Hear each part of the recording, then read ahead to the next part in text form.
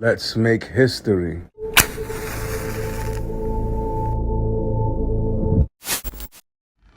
When you have someone who's doing a job of service, you're serving people, that can be frustrating, especially if you're doing it for long periods of time, servicing other people.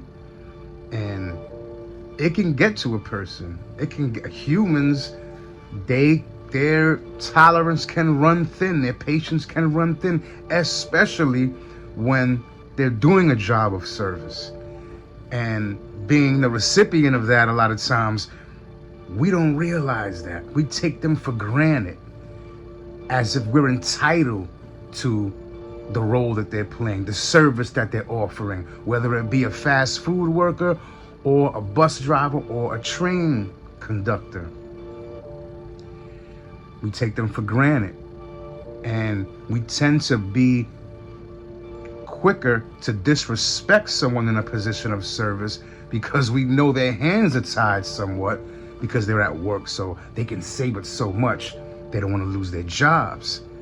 So it's a thin line, and we tend to cross it a lot. However, it is a line, and it can get crossed from the other direction.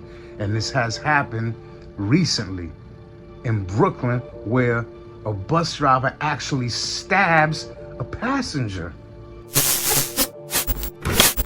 A bus ride went south when an MTA driver stabbed a passenger in Flatbush. Police tell us it all went down on the bus just before 12:30 p.m. on Friday. 33-year-old passenger Quentin Branch got into a heated argument with 58-year-old Ian Bascombe. That's when police tell us Branch attacked Bascombe. In response, Bascombe took out a knife and stabbed the passenger in the head and leg. The MTA tells us this happened on the B41 at the Foster Avenue and Flatbush Avenue stop. I spoke with passengers off camera who told me they are shocked by the news. We're told the driver and the passenger were brought to the hospital and are expected to be okay. Both were arrested and are facing charges, including harassment and assault. You heard about this some years back in the 2010s, where there was a bus driver in Detroit and a passenger spit on him. He was an older gentleman, not far off from retirement, and he just completely lost it and uppercut her.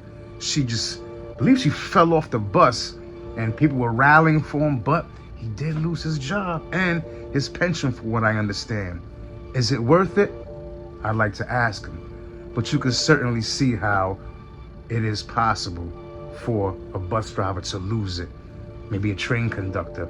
My younger brother, shout out to Jonathan, my younger brother was a train conductor. He wasn't on the job for long when a guy reached into the conductor's booth and sprayed his face with spray paint.